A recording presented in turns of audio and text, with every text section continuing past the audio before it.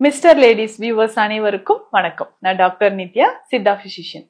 சித்த மருத்துவம் அப்படின்னு சொல்லும்போது மருந்துகளோட வகைகள் நிறைய இருக்கு. நம்ம உணவில் பயன்படுத்தக்கூடிய மூலிகைகள்ல இருந்தே மருந்தாக நம்ம எடுக்கலாம். அதுவும் சில மருந்துகள் இனிப்பா இருக்கலாம், கசப்பா இருக்கலாம். ஒவ்வொரு மருந்தும் ஒவ்வொரு ஃபார்ம்ல இருக்கும். ஃபார்ம் ஆஃப் மெடிசன் அப்படின்றது நிறைய 64 டைப்ஸ் சித்தா மெடிசன்ல சொல்லியிருக்காங்க. அதுல இனிப்பான ஒரு மருந்து வகைதான் மணப்பாகு அப்படின்னு சொல்றது. இந்த மணப்பாகு அப்படின்னு சொல்ற ஒரு வகை மருந்து வகை பார்த்தோம்னா இனிப்பாக இருக்கக்கூடியதுதான். பல மூலிகைகள்ல இருந்து சில ப்ராசஸ் செய்து அது மணப்பாகு அப்படின்னு நம்ம கன்வெர்ட் பண்றோம். பொதுவாக இந்த மணப்பாகு அப்படின்னு சொல்றது தேன் மற்றும் கருப்பட்டி, வெல்லம், கற்கண்டு இதுதான் நமக்கு சேர்த்து அந்த மூலிகையோட சேர்த்து நம்ம செய்யும்போது அதிகமான பலன் நமக்கு கிடைக்குதுன்னு சொல்லலாம். அந்த மூலிகையோடு சேர்த்து செய்யும் போது அது இனிப்பான ஒரு சுவை, இனிப்புத்தன்மை இருக்கக்கூடிய ஒரு மூலிகையாக நமக்கு கிடைக்குது. ஸோ அந்த மாதிரி இருக்கும்போது இந்த மணப்பாகு அப்படின்னு சொல்லக்கூடிய இந்த மெடிசன்ஸ் எதுக்கெல்லாம் நம்ம ஃபாலோ பண்ணலாம் அப்படின்றத தெரிஞ்சுக்கலாம். இப்போ உதாரணத்துக்கு அஜீர்ணம் இருக்கு, வயிறு உப்புசம் இருக்கு, செரிமானம் சரியா ஆகல, வாந்தி வர மாதிரி ஒரு சென்சேஷன் இருந்துகிட்டே இருக்கு அப்படின்னு நம்ம சொல்றோம்னு வச்சுக்கோங்களேன். இதற்கு இஞ்சி மணப்பாகு பயன்படுத்தலாம்.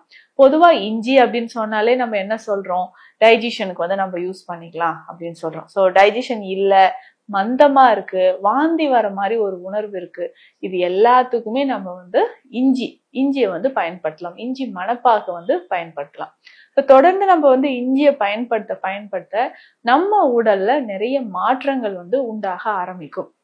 பொதுவாகவே இஞ்சின்னு சொல்றது நம்ம லிவருக்கு ரொம்ப நல்லது. So liver tonic, best liver tonic அப்படின்னு நம்ம சொல்லலாம். இதை தாண்டி பார்த்தோம்னா டைஜஷன் ப்ராப்ளம் இருந்துச்சுன்னா இஞ்சியை நம்ம பயன்படுத்துறோம். இந்த இஞ்சி மணப்பாகு அப்படின்னு சொல்ற விஷயம் எப்படி செய்யணும்னா, இஞ்சியோட தோல் எல்லாம் எடுத்துட்டு இதை நல்லா அரைச்சி சாறு எடுத்து வச்சுக்கணும். இந்த சாறு ஒரு 2-3 மணி நேரம் அப்படியே வைக்கும்போது கீழே நல்லா ஒயிட்டா செட்டில் ஆயிடும். அது நமக்கு தேவையில்லை. மேலோட்டமா இருக்கக்கூடிய சாறு மட்டும் நம்ம வடிச்சு எடுத்துட்டு இதை நம்ம மணப்பாகா செய்யணும். அப்படின்னா எப்படி செய்யணும்னு நான் சொல்றேன். ஸோ இஞ்சி மணப்பாகு செய்யறதுக்கு இஞ்சி சாறு எடுத்துக்கணும். இதுல நம்ம என்ன பண்ண போறோம்னா ஏலக்காய் பொடி ஒரு 2 டீஸ்பூன் அளவு சேர்ந்து கலந்துக்கணும். 1/2 ஸ்பூன் அளவுக்கு அதிமதுரம் பொடி இந்த இஞ்சி சாறுல சேர்த்து கலந்துக்கணும். கலந்து எடுத்துட்டு நம்ம அடுப்புல வச்சு காய்ச்சிக்கிட்டே இருக்கும்போது கற்கண்டு என்ன பண்ணோம்னா தனியா கொஞ்சம் ஒரு 100 கிராம் அளவுக்கு கற்கண்டு எடுத்து கொஞ்சம் தண்ணீர் விட்டு கலந்து பாகு மாதிரி காய்ச்சிக்கிட்டு பாகு பதம் வந்த பிறகு இந்த இஞ்சி கொதிச்சிட்டு இருக்கு இல்லைங்களா, இது கொஞ்சம் ஓரளவு திக்கான பிறகு அந்த பாகுல சேர்த்து காய்ச்சணும். இப்போ காய்ச்சும் போது என்ன ஆகும்னா அது இந்த பாகோடு கலந்து ஒரு சிரப் மாதிரி வரும். அதுக்கப்புறம் இதை எடுத்து வச்சிடணும். இது ஆறின பிறகு என்னன்னா இதுல கொஞ்சமா தேவையான அளவுக்கு தேன் சேர்த்து கலந்து எடுத்து வச்சிடணும். ஸோ இது இஞ்சி மணப்பாகு அப்படின்னு சொல்றோம். இது தினமுமே ஒரு 1/2 ஸ்பூன் அளவுக்கோ இல்ல 1 ஸ்பூன் அளவுக்கோ நம்ம பயன்படுத்தும் போது நம்ம உடல்ல அதாவது டைஜஷன் நார்மலா இருக்கிறதுக்கு நமக்கு பயன்படுது அப்படின்னு சொல்லலாம். பொதுவாகவே நம்ம டைஜஷன் நார்மலா இருக்க என்ன ஆகும்னா நிறைய பலன்கள் நம்ம உடல்ல கிடைக்க ஆரம்பிக்கும். பலன்கள் அப்படின்னு சொல்லும் போது இந்த இஞ்சி மணப்பாகு எடுக்கும் போதே பார்த்தோம்னா அஜீர்ணம் சார்ந்து இருக்கக்கூடிய பிரச்சனைகளோ இல்ல நமக்கு தலைவலி, சரியாமை, புளித்த ஏப்பம், பித்தம் இருக்கு அப்படின்னா இதை நம்ம பயன்படுத்தலாம். இதே மாதிரிதான் இப்ப அடுத்தது நான் சொல்ல போற ஒரு விஷயம் கேள்விப்பட்டிருப்பீங்க, மாதுளை மணப்பாகு. கண்டிப்பா இது பெண்கள் நிறைய பேர் பயன்படுத்தி இருப்பீங்க. அதாவது பார்த்தோம்னா இன்டைஜஷன் இருக்கு, முக்கியமா வாந்தி, இந்த பிரெக்னன்சி டைம்ல அதிகமா வாந்தி வருது பெண்களுக்கு அப்படின்னு சொல்லும் போது அவர்கள் இதை பயன்படுத்தலாம். ஸோ இந்த மாதுளை மணப்பாகு அப்படின்னு சொல்ற ஒரு விஷயம் நம்ம உடல்ல ஹீமோகுளோபின் லெவலை இன்க்ரீஸ் பண்றதுக்கு இந்த மாதுளை மணப்பாகு நமக்கு பயன்படுதுன்னு சொல்லலாம்.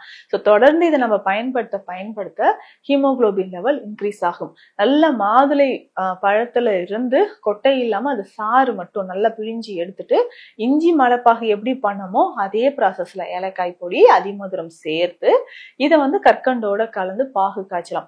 இந்த கற்கண்டுக்கு பதிலாக கருப்பட்டி அல்லது வெல்லம் இது கூட நம்ம சேர்த்துக்கலாம். அடுத்தது பார்த்தோம்னா நன்னாரி மணப்பாகு அப்படின்னு சொல்ற ஒரு விஷயம். இந்த நன்னாரின்னு சொல்றது இப்ப கோடை காலத்துல கண்டிப்பா எல்லாருமே பயன்படுத்தலாம்.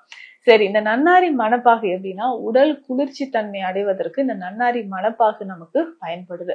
ஸோ இது நம்ம சர்பத்லாம் வெளியில குடிக்கிறோம் இல்லைங்களா, கிட்டத்தட்ட அதே மாதிரி டேஸ்ட்ல தான் இருக்கும் இந்த நன்னாரி. ஸோ இந்த நன்னாரியை எப்படி பயன்படுத்த போறோம்னா இது ரொம்ப சிம்பிள். ஆனா கொஞ்சம் டைம் எடுத்து நம்ம செய்யணும். இந்த நன்னாரியை வாங்கிட்டு வந்து நடுவுல இருக்கக்கூடிய காம்பை வந்து எடுத்துடணும். ஸோ இந்த நன்னாரி அதுக்கப்புறம் இந்த புறத்துல இருக்கக்கூடிய தோல் பகுதியை மட்டும் தண்ணீர்ல போட்டு ஊற வச்சிடணும். ஒரு 2 லிட்டர் தண்ணீர்ல ஒரு 400-500 கிராம் அளவுக்கு நன்னாரியை போட்டு ஊற வைக்கிறோம்னா இரவு முழுதும் ஊறின பிறகு இந்த தண்ணியை எடுத்து நம்ம காய்ச்சணும். நல்லா கொதிக்க வச்சு 1/2 லிட்டரா அந்த தண்ணி வரணும். ஸோ 1/2 லிட்டரா வந்த பிறகு அதை வடிகட்டி எடுத்து வச்சுக்கணும்.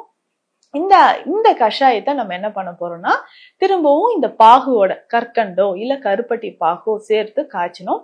இந்த நன்னாரி மணப்பாகு செய்யும் போது இதனோட கொஞ்சமா ஒரு 20-30 ml அளவுக்கு நம்ம எலுமிச்சை சாறும் செய்யணும், விட்டு செய்யணும்.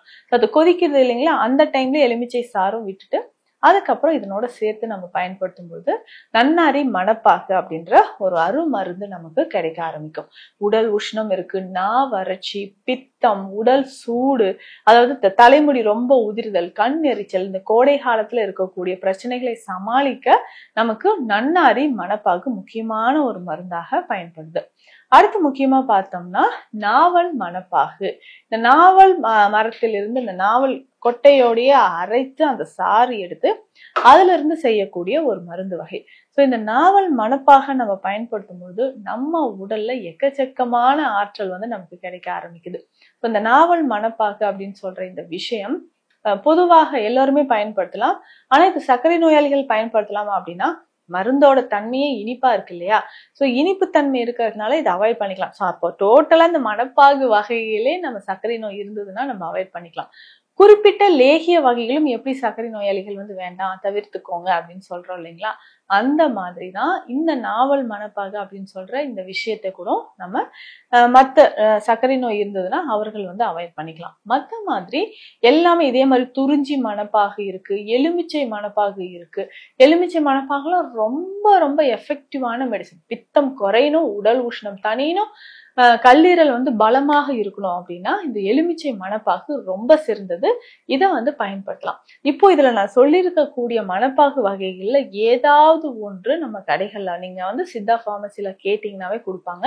ஸோ அதை வாங்கி தண்ணீர்ல கலந்து குடிக்கலாம். ஸோ இப்போ இதுல வந்து பார்த்தோம்னா இஞ்சி மணப்பாகு, மாதுளை மணப்பாகு, துறிஞ்சி, இது எல்லாமே கொஞ்சமான அளவு தண்ணியில கலந்து குடிக்கலாம். நன்னாரி மணப்பாகு மட்டும் இந்த நன்னாரி சர்பத் குடிக்கிற மாதிரி குடிச்சோம்னா கொஞ்சம் தண்ணீர் அதிகமா சேர்த்து இதுல சப்ஜா விதைகள், எலுமிச்சை சாறு எல்லாம் விட்டு நம்ம பயன்படுத்தும் போது அதிகமான பலன்கள், அதோட டேஸ்ட்டுமே வந்து நமக்கு தனியா தெரியும். ஸோ உடல் உஷ்ணம் குறைவதற்கும் முக்கியமா இந்த மணப்பாகு குடிக்கிறதுல என்ன பெனிஃபிட் நமக்கு கிடைக்குதுன்னா ஹீமோகுளோபின் லெவல் இன்க்ரீஸ் ஆகும். ஸோ ஹீமோகுளோபின் லெவல் இன்க்ரீஸ் ஆகிறதுக்கும் நமக்கு இது பயன்படுது. ஸோ தொடர்ந்து இதை பயன்படுத்தும் போது நம்ம உடல்ல நிறைய மாற்றங்கள் நடக்கும். யார் யாருக்கு எந்த வகையான மணப்பாகு தேவை அப்படின்றதும் அந்த நோய் நிலைக்கு ஏற்ற மாதிரி நம்ம பயன்படுத்தலாம். ஸோ இந்த பதிவில் சித்த மருத்துவத்தில் முக்கியமான ஒரு மருந்து வகை மணப்பாகுன்னு சொல்றோம். அதை பத்தி பார்த்தோம். மீண்டும் அடுத்த பதிவில் சந்திக்கலாம். நன்றி.